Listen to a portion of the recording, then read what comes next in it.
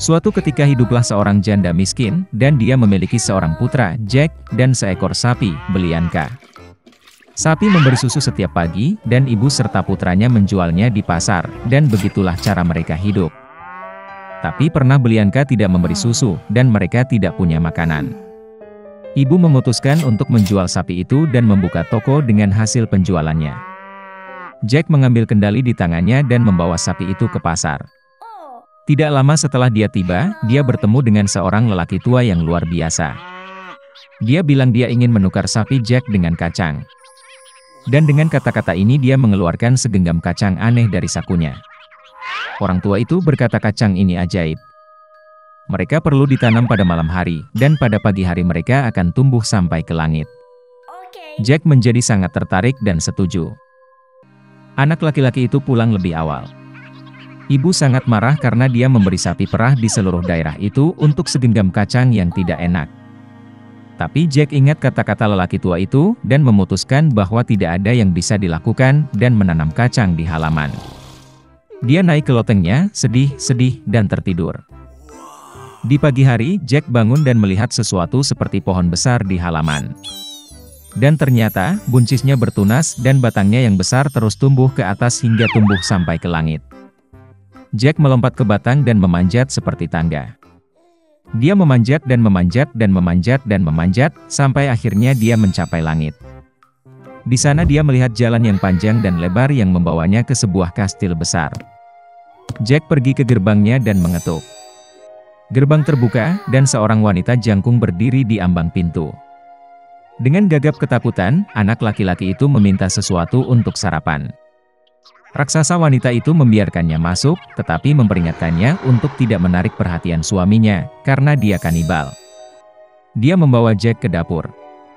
Tetapi sebelum dia sempat makan setengah dari sarapannya, tiba-tiba seluruh rumah terguncang karena langkah seseorang. Anak laki-laki itu tidak terkejut, dan langsung melompat ke dalam tungku. Dan pada saat itu juga kanibal memasuki ruangan. Yah, dia sebesar gunung. Kanibal mengeluarkan 2 kantong emas dari peti besar dan duduk untuk menghitung koin. Dia menghitung dan menghitung, akhirnya mulai mengangguk dan mulai mendengkur. Kemudian Jack perlahan keluar dari oven, merangkak melewati kanibal, mengambil 1 kantong emas dan bergegas ke batang kacang. Dia melempar karung itu ke bawah, dan dia mulai menuruni batangnya semakin rendah, sampai akhirnya dia menemukan dirinya di rumahnya. Jack memberitahu ibunya semua yang terjadi padanya, dan menyerahkan sekantong emas padanya. Mereka mulai hidup dari uang yang ada di kantong. Namun akhirnya karung itu kosong, dan Jack memutuskan untuk mencoba peruntungannya sekali lagi di puncak pohon kacang. Suatu pagi yang cerah, dia bangun pagi dan memanjat pohon kacang. Istri pemakan pria itu berdiri di ambang kastil besar. Dia berkata bahwa dia tidak akan mengizinkannya masuk, karena terakhir kali suaminya kehilangan sekantong emas. Tapi bagaimanapun juga, dia merasa kasihan pada bocah malang itu, dan membiarkannya masuk ke kastil. Tiba-tiba langkah kaki raksasa terdengar, dan Jack kembali bersembunyi di tungku.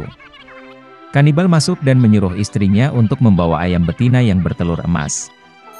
Raksasa wanita membawanya, dan Ogre memerintahkan ayam untuk bertelur, dan dia meletakkan telur emas. Raksasa yang senang itu mulai mengangguk dan mendengkur.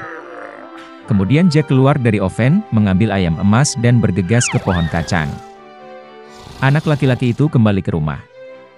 Dia menunjukkan kepada ibunya seekor ayam yang enak, dan mereka mulai hidup menjual telur emas. Tetapi segera bagi Jack, tampaknya ini tidak cukup.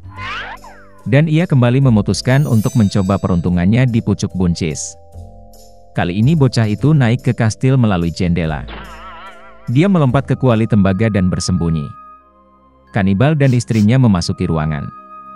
Raksasa itu mencium bau bocah itu, dan mereka bergegas mencarinya di dalam oven. Tapi dia tidak ada di sana. Mereka mencari setiap sudut dan celah, tetapi mereka tidak berpikir untuk melihat ke dalam kuali tembaga.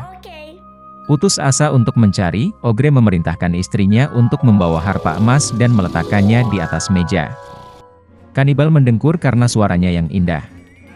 Kemudian Jack diam-diam keluar dari kuali, meraih harpa emas dan bergegas ke pintu. Tapi harpa bermain dengan keras dan membangunkan kanibal. Jack berlari cepat, melompat ke pohon kacang, dan raksasa itu mengejar. Jack pergi ke rumahnya dan berteriak kepada ibunya untuk membawa kapak. Sang ibu berlari keluar dengan kapak di tangannya. Anak laki-laki itu mengambil kapak dan mulai memotong pohon kacang. Raksasa itu merasakan batangnya berayun dengan keras dan berhenti. Kemudian Jack memukul lagi dengan kapak dan memotong pohon kacang.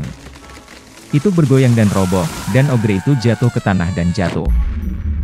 Sejak hari itu, Jack dan ibunya tidak pernah mengenal kemiskinan lagi. Tetapi anak laki-laki itu sangat menyesal karena keserakahan mereka hampir membayar dengan nyawa mereka.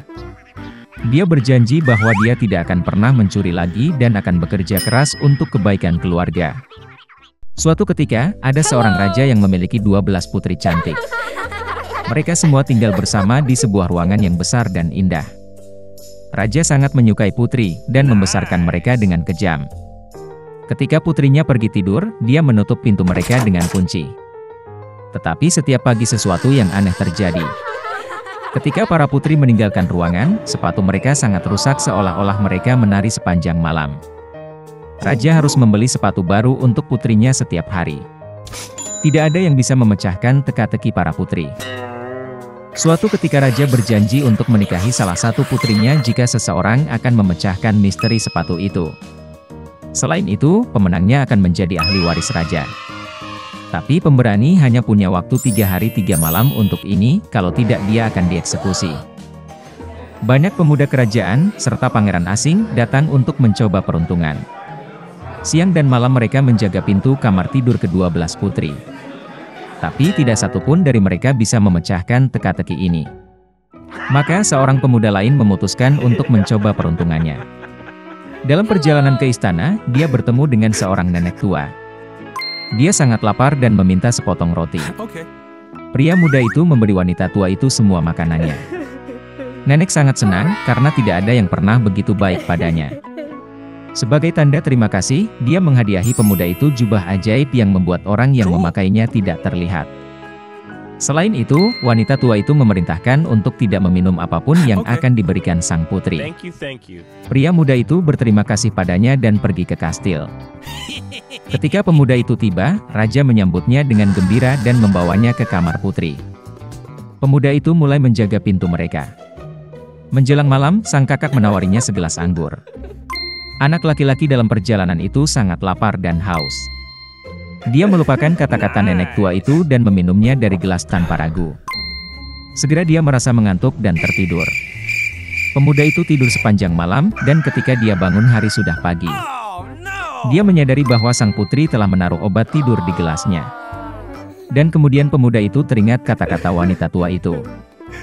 Menjelang malam, adik bungsu menawarinya segelas anggur. Tapi kali ini dia berhati-hati. Pemuda itu mengambil gelas itu dan berterima kasih kepada sang putri. Ketika dia pergi, dia menuangkan anggur ke dalam vas di dekatnya.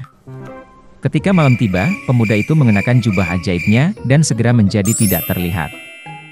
Dia diam-diam masuk ke kamar putri dan melihat bahwa semua putri mengenakan gaun pesta terbaik mereka.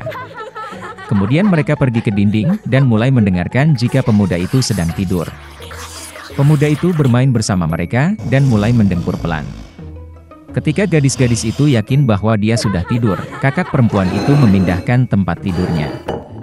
Di tempat yang sama, sebuah pintu masuk rahasia terbuka, dan para putri mulai turun ke dalamnya. Pria muda itu mengikuti mereka.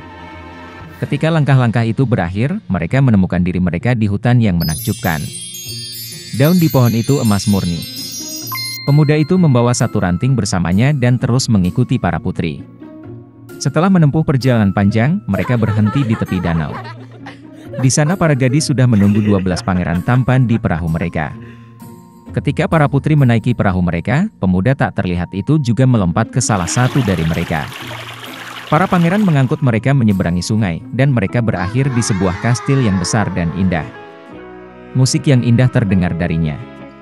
Memasuki kastil, para putri mulai menari. Mereka menari tanpa henti sepanjang malam. Tentu hal ini membuat sepatu mereka tidak bisa digunakan. Di pagi hari, para putri berlayar dengan perahu kembali ke samping rumah. Mereka berjalan melewati hutan lagi, dan menaiki tangga panjang menuju kamar mereka. Pemuda itu senang karena dia telah memecahkan teka-teki sepatu ke-12 putri. Segera raja muncul di hadapan pemuda itu. Pemuda itu menceritakan semua yang dia lihat. Raja pada awalnya tidak mempercayainya, tetapi dia menunjukkan ranting emas dari pohon ajaib. Raja menyadari bahwa pemuda itu mengatakan yang sebenarnya dan menepati janjinya. Dia mengizinkan pemuda itu menikahi salah satu dari 12 putri. Pemuda itu memilih adik bungsu karena mereka jatuh cinta pada pandangan pertama. Setelah beberapa waktu, pemuda dan putri muda itu menikah. Dan mereka hidup bahagia selama-lamanya.